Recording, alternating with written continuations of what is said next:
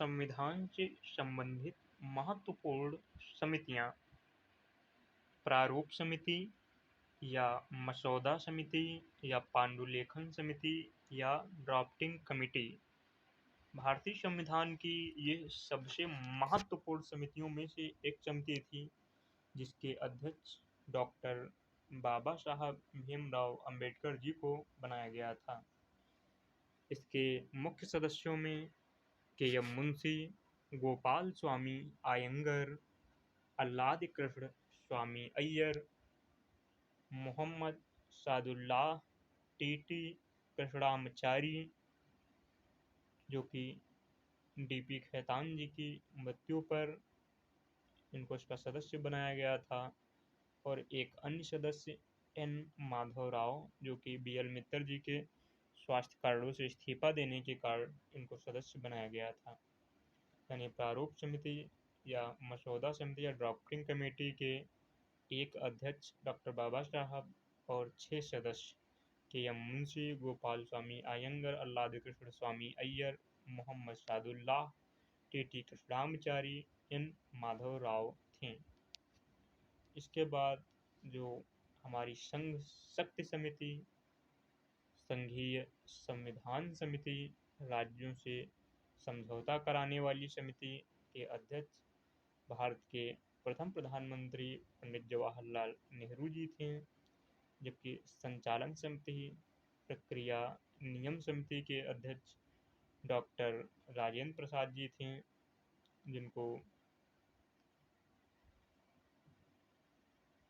जिनको भारत के प्रथम राष्ट्रपति होने का गौरव प्राप्त है। ये बिहार राज्य से संबंधित थे। इसके बाद प्रांतीय संविधान समिति, जिसके अध्यक्ष डॉक्टर वल्लभ भाई पटेल जी थे, सरदार वल्लभ भाई पटेल जी थे। इसके साथ ही वल्लभ भाई पटेल जी को मौलिक अधिकारों एवं अल्पसंख्यक परामर्श संबंधी समिति का भी अध्यक्ष बनाया गया था। यहाँ पे एक नोट पॉइंट है जो कि बड़ा ही महत्वपूर्ण है कि डॉक्टर राजेंद्र प्रसाद राष्ट्रीय ध्वज समिति के अध्यक्ष थे। महत्वपूर्ण बात है कि जो राष्ट्रीय ध्वज समिति थी, राष्ट्रीय ध्वज समिति, उसके अध्यक्ष भारत के प्रथम राष्ट्रपति डॉक्टर राजेंद्र प्रसाद जी थे, जबकि जो झंडा समिति थी, इसके अध्यक्ष डॉक्टर जे.वी. कृपलानी साहब थे। जे.वी. कृपलानी ये झंडा समिति के अध्यक्ष थे। झंडा और राष्ट्रीय ध्वज, राष्ट्र का जो ध्वज है उसका राष्ट्र का जो पति है वो अध्यक्ष है, जबकि जो झंडा है, झंडा किसी देवी देवता का हो सकता है, किसी राष्ट्र का हो सकता है। जो झंडा समिति है उसके अध्यक्ष डॉक्टर जे.वी. कृपलानी जी थे। इसका कारण भी बताया गया है, ऐसा इसलिए क्योंकि पहले झंडे का डिजाइन तैयार किया गया, फिर उसे राष्ट्रध्वज के रूप में अपनाया गया। यानी किसी भी राष्ट्र का जो राष्ट्रीय ध्वज होगा, सबसे पहले उसको एक झंडे का रूप दिया जाता है कि ये कहा गया होगा कि चलो झंडे का डिजाइन दो सब लोग मिलके। तो झंडे का डिजाइन जो समिति बनी उसके अध्यक्ष डॉक्टर जे.वी. कृपलानी जी को बनाया गया, लेकिन जब उसे राष्ट्रध्वज के रूप में अपनाया गया तो राष्ट्रीय ध्वज समिति बनी, जिसके अध्यक्ष डॉक्टर राजेंद्र प्रसाद जी को बनाया गया। चलिए देखते हैं कि मूल संविधान और वर्तमान संविधान में क्या अंतर है। मूल संविधान जो 26 नवंबर 1949 को बनकर तैयार हुआ था, और वर्तमान संविधान जो 2022 इसमें लिखा, लेकिन अब हम वर्तमान में 2023 में हैं। देखते हैं इसमें क्या क्या संशोधन हुआ। भाग 22, उस समय भाग 22 थे, लेकिन वर्तमान में भाग 25 हैं। अनुच्छेद 395 थे, जबकि वर्तमान में 471 हैं। भाषाएं उस समय 14 थीं, वर्तमान में 22 हैं। अनुसूचियां उस समय 8 थीं, वर्तमान में 12 हैं।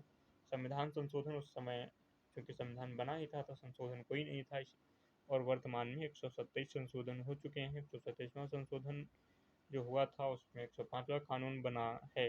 127वां संशोधन 105वां जो कानून बना, ओबीसी लिस्ट जो है वो केंद्र के बजाय राज्य सरकार तैयार करेगी, ऐसा प्रावधान किया गया था। ये 2022 तक की बात है, और 2023 में जो संशोधन हुए हैं उनको हम बाद में जानेंगे। संविधान की प्रस्तावना, संविधान की प्रस्तावना, संविधान की आत्मा नेहरू जी ने कहा है। संविधान की प्रस्तावना को संविधान की आत्मा किसने कहा? नेहरू जी ने। प्रस्तावना जो है संविधान का परिचय पत्र है, ये किसने कहा? ये इन्हें पलक्कीवाला ने कहा है। इन्हें पलक्कीवाला ने क्या कहा कि जो भारत की संविधान की प्रस्तावना है वो संविधान का क्या है? एक परिचय पत्र है। अब कुछ महत्वपूर्ण शब्द। तो पहला शब्द है, शॉर्ट न्यूमोनिक बनाई गई है, सोसोस डीआर। सोसोस डीआर। सो से सोरिजिन यानी प्रभुत्व संपन्न, सो से सोशलिस्ट यानी समाजवाद,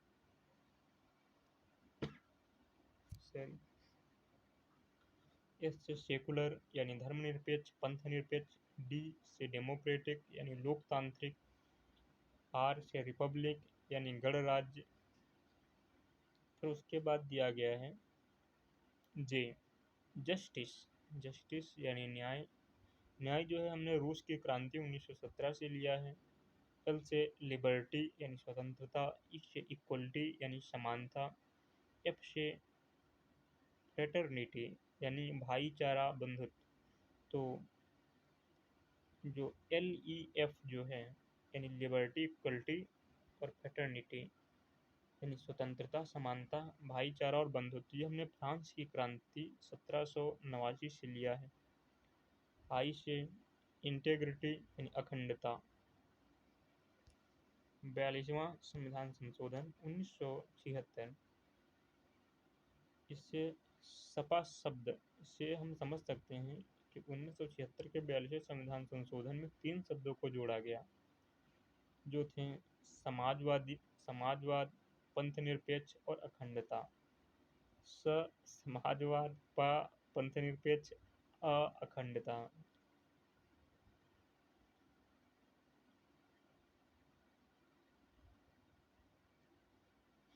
न्याय 3 प्रकार का बताया गया है, सामाजिक, आर्थिक, राजनैतिक। स्वतंत्रता 5 प्रकार की बताई गई है, विचार, विश्वास, अभिव्यक्ति, धर्म और उपासना।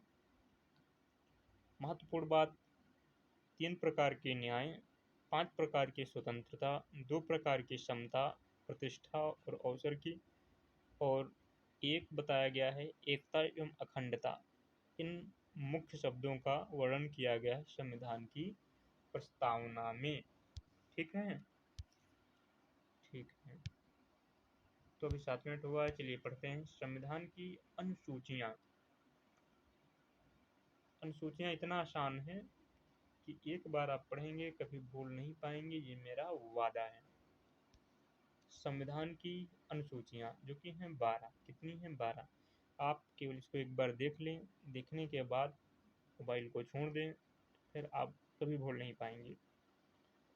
अनुसूची 1, संघ राज्य क्षेत्रों के नाम, राज्यों के नाम एवं उनकी सीमाएं। यानी अनुसूची 1 में बताया गया है संघ राज्य क्षेत्रों के नाम। ठीक है, 28 राज्य और 8 यूटीज के बारे में इसमें वर्णन है। अनुच्छेद 2 में विभिन्न पदाधिकारियों के वेतन एवं भत्ते, जैसे राष्ट्रपति, राज्यपाल, सुप्रीम कोर्ट, हाई कोर्ट के न्यायाधीश। अनुसूची 3 में विभिन्न पदाधिकारियों द्वारा ली गई शपथ, जैसे सुप्रीम कोर्ट, हाई कोर्ट के न्यायाधीश, नियंत्रक एवं महालेखा परीक्षक यानी कैग। अनुसूची 4, राज्य एवं केंद्र शासित प्रदेशों के लिए राज्यसभा में सीटों का बंटवारा। अनुसूची 5, सुप्रीम एससी एसटी क्षेत्रों के प्रशासन एवं नियंत्रण के बारे में। यानी अनुसूची 5 में जो आपका शेड्यूल्ड कास्ट है और शेड्यूल्ड ट्राइब एरिया है, इन क्षेत्रों के प्रशासन एवं नियंत्रण के बारे में विशेष प्रावधान है। जबकि अनुसूची 6 में असम, मेघालय, त्रिपुरा, मिजोरम, इन 4 प्रदेशों, कौन कौन से? असम, मेघालय, त्रिपुरा, मिजोरम राज्यों के जनजातीय यानी एसटी क्षेत्रों के प्रशासन के बारे में जानकारी दी गई है। अनुसूची 7, संघ सूची। संघ सूची के बारे में इसमें अनुसूची 7 में सूचियों के बारे में वर्णन है, जिसमें संघ सूची, राज्य सूची और समवर्ती सूची के बारे में बताया गया है। संघ सूची में 100 विषयों को शामिल किया गया है, जिसमें बैंकिंग, बीमा, रेलवे, पोस्ट ऑफिस और क्या लिखा है, शेयर मार्केट, दूरसंचार, जनगणना, बाजार, विदेश नीति, विदेशी व्यापार, प्रत्यक्ष विदेशी निवेश आदि के बारे में वर्णन किया गया है। यानी ये जो क्षेत्र हैं जिसमें बैंकिंग, पोस्ट ऑफिस आदि जो महत्वपूर्ण चीज़ें हैं ये आपकी संघ सूची में रहेंगी, जिसमें रेलवे भी है आपका, विदेशी मुद्रा है, प्रत्यक्ष विदेशी निवेश आदि है। जबकि राज्य सूची के अंतर्गत 61 विषयों को रखा गया है, जिसमें लोक व्यवस्था, पुलिस, कारागार, पंचायत, बाजार, मेले, मछली पालन, मुर्गी पालन, पशुधन नहीं, और क्या लिखा ये, कब्रिस्तान, जल, कृषि, लोक स्वास्थ्य, स्वच्छता से संबंधित जो विषय हैं उस पे राज्य सरकार को जो है कानून बनाने का अधिकार है। तो इसमें मुख्य जो विषय हैं वो है पुलिस और पंचायत, जहाँ से प्रश्न बनते हैं। समवर्ती सूची यानी वो सूची जहाँ पर संघ और राज्य मिलकर कानून बना सकते हैं या कोई दोनों में से कोई एक कानून बना सकता है। तो इसके अंतर्गत 52 विषयों को रखा गया है, जिसमें वन, वन्य जीव, जंतु, आर्थिक और सामाजिक योजनाएं, जनसंख्या नियंत्रण, परिवार नियोजन, शिक्षा, संपत्ति का अधिग्रहण, समाचार पत्र, विवाह, तलाक, पुस्तकें आदि विषय आते हैं। तो इसमें भी जो महत्वपूर्ण है वो शिक्षा है, समाचार पत्र है, विवाह एवं तलाक है, पुस्तक आदि की छपाई आदि पर बनने वाले कानून जो हैं ये हैं, ये समवर्ती सूची में है। तो एक बार आपको फिर से ध्यान देना है कि संघ सूची में 100, राज्य सूची में 61, समवर्ती सूची में 52। तो 100, 61, 52 संघ, राज्य, समवर्ती। इस प्रकार से हमने अनुसूची 7 के बारे में जानकारी कलेक्ट की। अब चलते हैं अनुसूची 8 पे। अनुसूची 8 जो है ये आधिकारिक भाषाएं इसमें बताई गई हैं। इसमें 22 भाषाओं की जानकारी है जो कि भारत के संविधान के भाग 17 में वर्णित है। मुख्य बात ये कि अंग्रेजी, भोजपुरी तथा राजस्थानी को आधिकारिक भाषा की मान्यता, संवैधानिक भाषा की मान्यता नहीं दी गई है। भारत में 6 भाषाओं को शास्त्रीय या प्राचीन भाषा का दर्जा दिया गया है। तो यहाँ से प्रश्न बहुत बार बना है, इसलिए हमने 6 जो भाषाएं हैं जिनको शास्त्रीय या प्राचीन भाषाओं का दर्जा प्राप्त है उनको यहाँ शामिल किया है। इसमें पहली है आपकी तमिल, जो कि 2004 में, संस्कृत 2005 में, तेलुगु 2008 में, कन्नड़ 2008 में, मलयालम 13 में, ओडिया 2014 में इनको शास्त्रीय भाषा के रूप में संविधान में स्थान दिया गया है। जो 22 भाषाएं हैं उसमें से जो मूल भाषाएं हैं वो आपकी 14 हैं और जो ऐड की हुई भाषाएं हैं वो 14 और 8 22।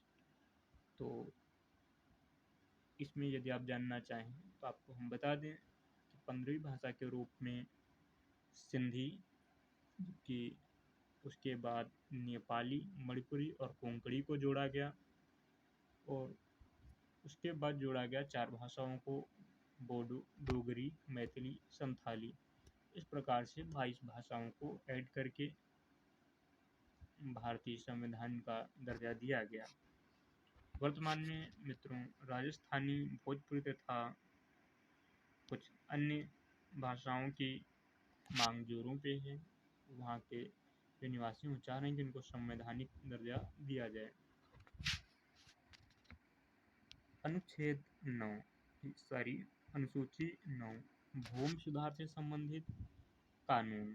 10 मई 1951 संविधान का पहला संशोधन भूमि सुधार से संबंधित ये कानून है। 1951 में पहला संशोधन हुआ था जिसमें भूमि सुधार से संबंधित दल सुधार से संबंधित कानून जोड़ा गया था। कृषि से संबंधित भी इसको कहा जाता है। अनुसूची 10, दल बदल का कानून, एंटी डिफेक्शन लॉ। 52वां संविधान संशोधन 1985 पीएम श्री राजीव गांधी। अनुसूची 11 पंचायत, ग्रामीण प्रशासन, ग्रामीण स्वशासन आदि से संबंधित 29 विषय अनुसूची 11 के अंतर्गत जुड़े हैं।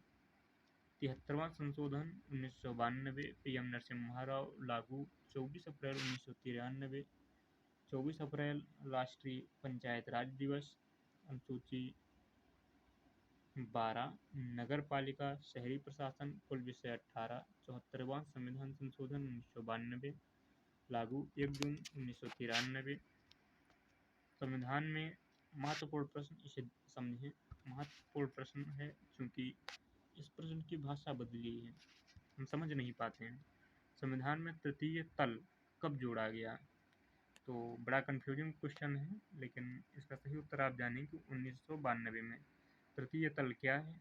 तो तृतीय तल पहले आपको समझना होगा पहला और दूसरा तल। पहला तल राज्य सरकार, दूसरा तल, पहला तल केंद्र सरकार, सेकेंड तल राज्य सरकार और थर्ड तल स्थानीय सरकार, जिसे पंचायती राज या नगर पालिका कहा जाता है। ये 73वां 74वां संविधान संशोधन 1992 में जोड़ी गई, इसलिए जो इस प्रश्न का उत्तर तृतीय तल के रूप में 1992 सही होगा। प्रिय मित्रों, जो मैंने वादा किया था कि इस संशोधन को आप ऐसे याद करेंगे कभी भूलेंगे नहीं। अब हमारे स्ट्रिक्ट पे आ जाएं और वो सारी बात भूल जाएं ऊपर वाली। तो ये अनुसूचियाँ दी गई हैं 1 से 6 तक इधर और 7 से 12 तक इधर। तो जो 1 से 6 तक आपने लिखा है उसके सामने आपको लिखना है ABCD, डी तक जाके आपको रुक जाना है। फिर 5 को आप इसके रूप में देख सकते हैं, इस पे आप इस लिख दें। 6 के सामने ATM का स्क्वायर लिख दें। ठीक है, चलिए अब शुरू करते हैं। देखो, एक पे है ए से एरिया, तो एक पे क्या है? संघ राज्य क्षेत्र, क्षेत्र यानी एरिया। तो एक में क्या बताएगा? अनुसूची एक में बताया गया एरिया यानी क्षेत्र, संघ राज्य क्षेत्र। 2 पे है बी से वेतन, वेतन यानी जो हमने बताया था कि जो सुप्रीम कोर्ट, हाई कोर्ट या अटॉर्नी जनरल आदि हैं या कैग ऑफ इंडिया, जो बड़े पदाधिकारी हैं, उनके वेतन और भत्तों के बारे में कहाँ बताया गया है? अनुसूची 2 में। 3 में इन्हीं अधिकारियों के शपथ के बारे में बताया गया, सी से शपथ। अब 4 पे आ जाओ। 4 और सामने क्या है? डी से डिवीजन, तो राज्यसभा में सीटों के बंटवारे के बारे में कहाँ बताया गया? अनुसूची 4 में। 5 जो कि एस टाइप में है, तो एस से SC ST के लिए विशेष प्रावधान कहाँ किया गया? अनुसूची 5 में।